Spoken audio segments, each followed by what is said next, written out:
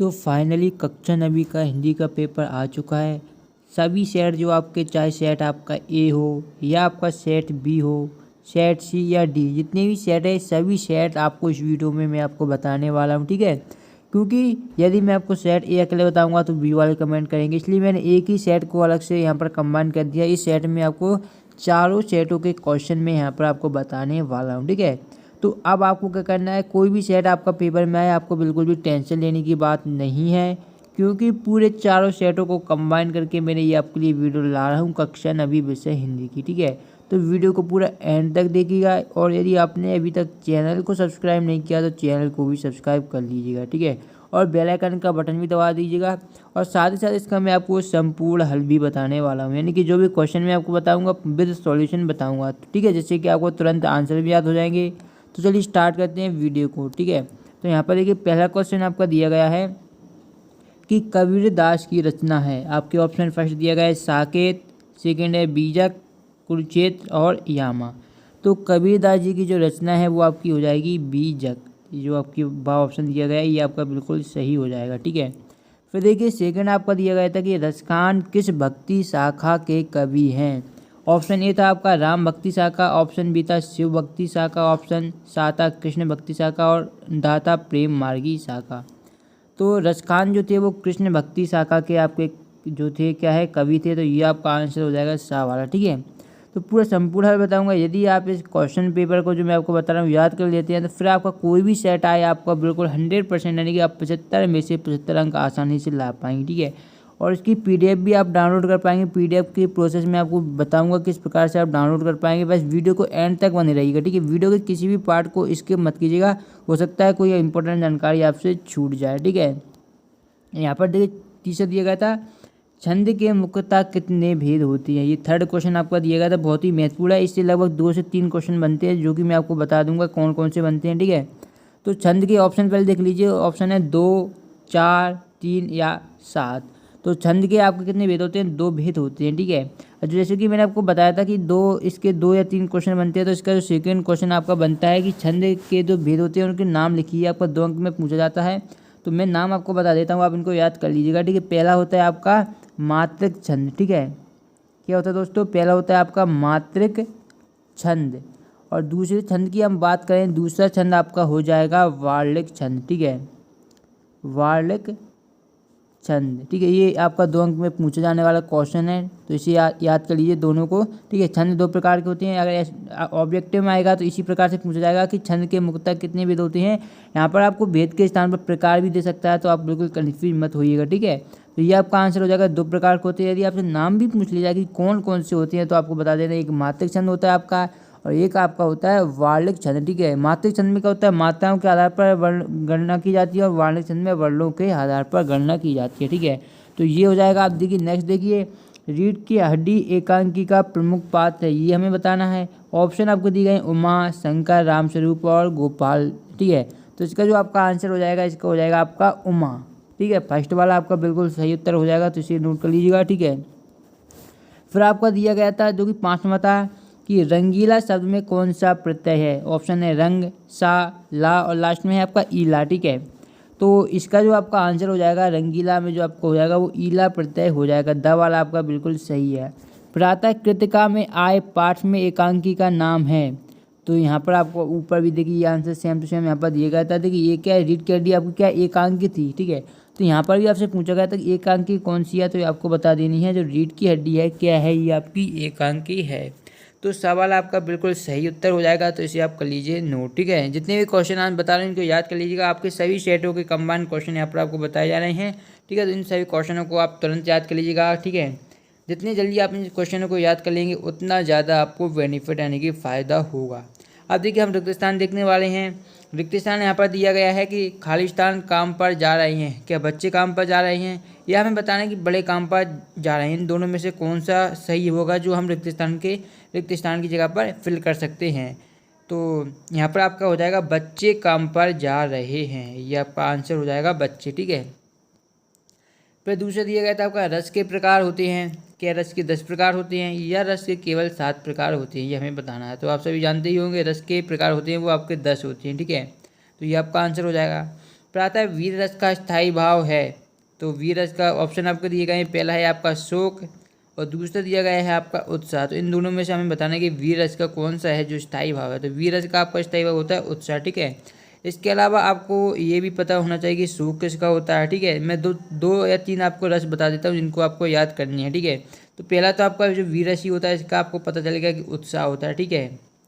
फिर एक आपका होता है भयानक रस, भयानक रस, तो इसका आपका क्या होता है, इसका आपसे स्थायी भाव पूछे तो भय होता है, ठीक है। फिर एक आपको रहता है जो ज़्यादा पूछा जाता है करुण रस, ठीक है। करुण रस का स्थायी भाव पूछे तो करुण रस का जो आपका स्थायी भाव होता है वो आपका शोक होता है, ठीक है। ये तीन हो गए। फिर एक आपका हास्य रस भी होता है, ठीक है, हास्य रस, ठीक है। इसका क्या होता है, आपका हास्य भी बोल सकते हैं, हास्य बोल सकते हैं, ये आपका आता है, ठीक है। एक आपका वीरभद्र रस भी होता है, ठीक है। ये सभी रस में जितनी भी आपके 10 रस हैं, इन सभी के आपको क्या है स्थायी भाव याद होने चाहिए, ठीक है। क्योंकि 100% इन स्थायी भाव में एक क्वेश्चन तो आपका आता है, ये त्रैमासिक में भी एक क्वेश्चन आएगा, अर्धवार्षिक में भी एक आएगा, प्री बोर्ड में भी एक आएगा और फाइनल एग्जाम में भी आपका एक क्वेश्चन आएगा, ठीक है। और कभी कभी जो आपके 2 क्वेश्चन भी पूछ लिए जाते हैं, ठीक है। इसलिए आपको सभी 10 रस हैं, इन सभी के स्थायी भाव 100% याद होने चाहिए, ठीक है। क्योंकि आपको पता है कि जब स्थायी भाव आएगा तो ये एक नंबर आपका फ्री का हो जाता है, तो इसे जरूर याद कर लीजिएगा, ठीक है। फिर आता है आपका लेखक के सामने खालिस्तान का फोटो था, ऑप्शन है प्रेमचंद या परसाई। तो ये आपका आंसर हो जाएगा लेखक के सामने प्रेमचंद का फोटो था, तो ये आपका बिल्कुल सही उत्तर है, इसे आप याद कर लीजिए। फिर आता है कलाई खुलने का अर्थ है, ठीक है, पोल खुलना या आंखें खुलना। तो कलाई खुलने का अर्थ होता है पोल खुलना, ठीक है। किसी की जब पोल खुल जाती है हम बोलते हैं इसकी कलाई खुल गई, ठीक है। कलाई खुलना या पर्दे खुलना ये क्या होता है, आपका पोल खुलना, ये आपका आंसर हो जाएगा, जो कि 5 में का फर्स्ट वाला आपका हो जाएगा, ठीक है। फिर आपको दिया गया था समास के भेद होते हैं, तो समास के भेद आपके 5 होते हैं या 6 होते हैं, ठीक है। तो समास के भेद आपके 6 होते हैं, ठीक है। और आपके सभी के आपको नाम भी पता होने चाहिए, मैं आपको एक बार बता देता हूँ। देखिए पहला आपका होता है तत्पुरुष समास, ठीक है, तत्पुरुष समास, ठीक है, ये पहला हो जाएगा। फिर दूसरा आपका आ जाएगा, दूसरे की बात करें तो कर्मधारय समास, कर्मधारय समास। तीसरा आपका हो जाएगा द्विगु समास, द्विगु समास। चौथा आपका हो जाएगा द्वंद्व समास।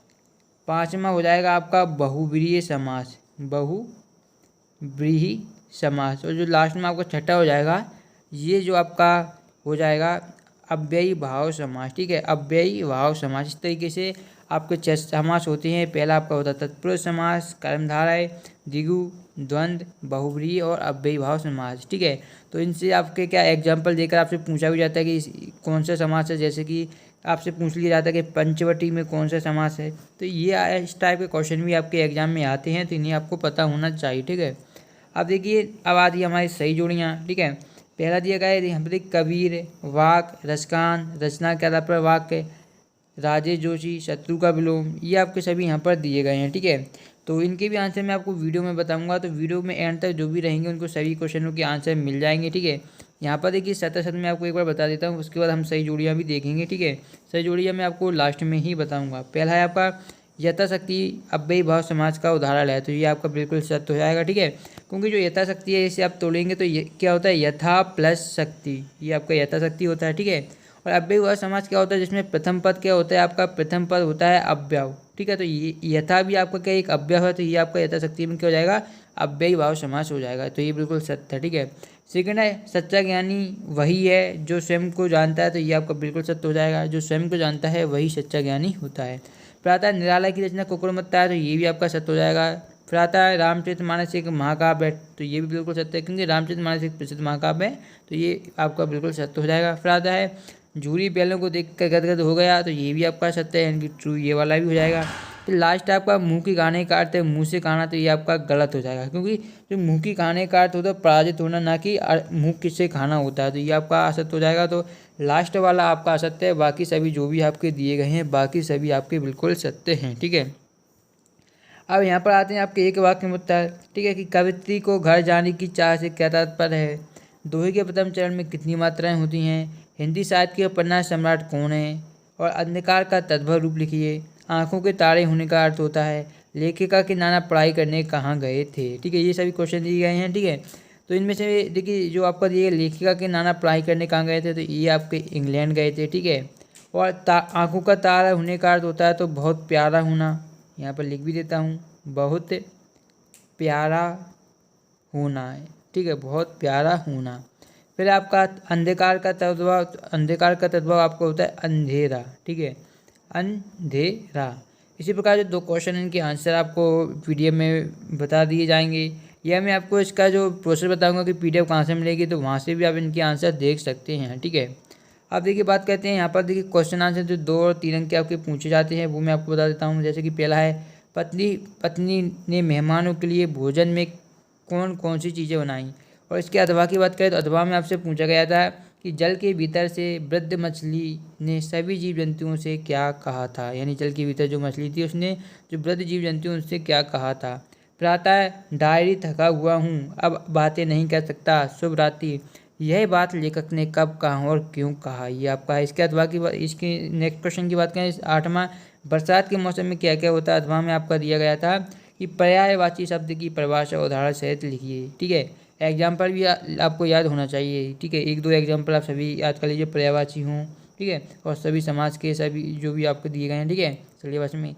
पटवारी भी अपनी नौकरी छोड़कर नमक का दरोगा क्यों बनना चाहते थे, इसका अथवा में था। विलोम शब्द की परिभाषा हो गया। काजी हाउस में पशुओं की हाजिरी क्यों ली जाती थी, बहुत ही महत्वपूर्ण क्वेश्चन है, ठीक है, इसे जरूर याद कर लीजिए।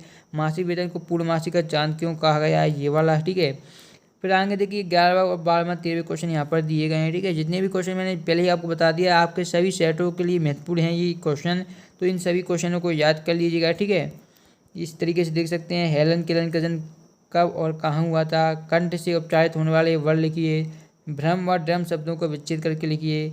बचपन की किस घटना ने हेलन केलन को दृष्टिहीन व बधिर बना दिया। और फिर आगे देखिए, पंडित जसराज की संगीत शिक्षा की शुरुआत किस आयु में हुई। 17वां, छोटी बच्ची को बेले के प्रति प्रेम क्यों मनाया। किन घटनाओं से पता चलता है कि हीरा और मोती में गहरी दोस्ती थी।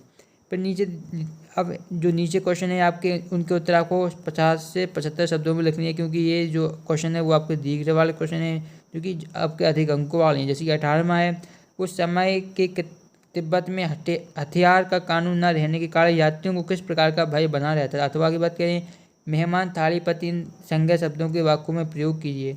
प्रातः निम्नलिखित शब्दों में विशेषण को लिखना। आपको जहरीला सांप, गर्म गर्म रोटी और खास मेहमान। अथवा में है आपका सूरज के ब्याह कविता की प्रथम 2 पंक्ति आपको लिखनी है। इसी प्रकार सभी क्वेश्चन आप यहाँ पर दे सकते हैं, ठीक है। यहाँ पर बात करें प्रार्थना पत्र की, तो प्रार्थना पत्र आपका आया है 3 दिन के अवकाश हेतु प्रार्थना पत्र, ठीक है। और एक जो लेटर है वह अपने मित्र को जन्मदिन पर बधाई देते हुए यहाँ पर आपको पत्र लिखना है। और जो आपको निबंध याद करना है वह है पानी का महत्व, पर्यावरण प्रदूषण, विद्यार्थी और अनुशासन, जीवन में खेलों का महत्व और हमारा राष्ट्रीय पर्व, ये आपको याद करना है, ठीक है। अब देखिए मैं आपको बता देता हूँ पीडीएफ आपको इसकी कहाँ से डाउनलोड कर सकते हैं, वो भी बिल्कुल फ्री में, ठीक है, जहाँ पर आपको इन सभी क्वेश्चनों के आंसर मिल जाएंगे, ठीक है। 90% क्वेश्चन के तो आंसर मैंने आपको बता दिए, लेकिन जो क्वेश्चन के आंसर मैंने नहीं बताए हैं वो मैं आपको प्रोसेस बता रहा हूँ। यहाँ से आप फॉलो करके देखेंगे तो वहाँ पर आपको कंप्लीट 100% क्वेश्चनों के सॉल्यूशन आपको वहाँ पर मिल जाएंगे, ठीक है। तो उसके लिए आपको कुछ नहीं करना है, सबसे पहले आपको क्या करना है, आपको अपने गूगल को ओपन कर लेना है, ठीक है। और जिस प्रकार मैं आपको बता रहा हूँ उस तरीके से आपको सर्च करना है, ठीक है। तो आई होप आपने गूगल ओपन कर लिया होगा। अब आपको यहाँ पर सर्च करना है, जिस प्रकार मैं आपको बता रहा हूँ, agelaase.com, ठीक है। ये आपको यहाँ पर गूगल पर सर्च करना है। जैसे ही आप सर्च करेंगे तो कुछ इस प्रकार का पेज आपके सामने ओपन हो जाएगा, ठीक है। तो यहाँ पर आपको थोड़ा नीचे जाना है, ठीक है। और यहाँ पर आपको एक ऑप्शन देखने को मिलेगा, जो कि देखने को मिलेगा आपको मेन्यू का, ठीक है। तो आपको क्या इस मेन्यू वाले ऑप्शन पर क्लिक कर देना है। जैसे ही आप मेन्यू वाले ऑप्शन पर क्लिक करेंगे तो आपके सामने एक सेकंड ऑप्शन देखने को मिलेगा, agelaase.com, ठीक है। तो अब आपको इस पर क्लिक कर देना है। जैसे आप इस पर क्लिक करेंगे तो आपके सामने एक ऐड आएगा, तो इसको आपको क्लोज कर देना है, ठीक है। अब नीचे देखेंगे, यहाँ पर देखेंगे, नीचे थोड़ा स्क्रॉल करेंगे तो यहाँ पर देखिए क्लास 9 लिखा हुआ है, ठीक है। तो आपको इस पर क्लिक कर देना है, क्योंकि आप क्लास 9 के स्टूडेंट है। तो जैसे ही आप इस पर क्लिक करेंगे तो आपको सामने एक और फ्रेश पेज ओपन हो जाएगा। तो आपको थोड़ा नीचे आना है। जैसे ही आप नीचे आएंगे यहाँ पर देखिएगा, यहाँ पर आपको सभी सब्जेक्ट की देखिए यहाँ पर पीडीएफ मिल जाएंगी। क्लास 9 साइंस की, मैथ की, इंग्लिश, सोशल साइंस। और थोड़ा नीचे आएंगे तो यहाँ पर 9th हिंदी त्रैमासिक पेपर 2022, ठीक है। तो आपको 9th हिंदी वाले पर क्लिक कर देना है। जैसे आप हिंदी वाले पर क्लिक करेंगे तो इस प्रकार का एक नया पेज ओपन हो जाएगा। तो बस आपको थोड़ा नीचे स्क्रॉल करना है, ठीक है। इस तरीके का आपको नीचे देखने को मिलेगा, ठीक है। तो यहाँ पर आपको सबसे पहले आपको पैटर्न के बारे में बताएगा कि किस प्रकार का आपका पेपर आने वाला है। सिलेबस बताया गया है त्रैमासिक का, ठीक है। और जो मैंने आपको क्वेश्चन बताए थे यहाँ पर देखिए ब्लूप्रिंट आपको बताया गया है। जो क्वेश्चन बताए थे संपूर्ण हल आपको यहाँ पर मिल जाएगा। बस आप यहाँ से आप नीचे आकर आसानी से देख सकते हैं, ठीक है। पूरा सॉल्यूशन यहाँ पर आपको मिल जाएगा, ठीक है। यदि आपको वीडियो पसंद आए वीडियो को लाइक करें, चैनल को सब्सक्राइब करें। हम मिलते हैं नेक्स्ट वीडियो में, तब तक देखते ही आपका अपना चैनल। धन्यवाद दोस्तों।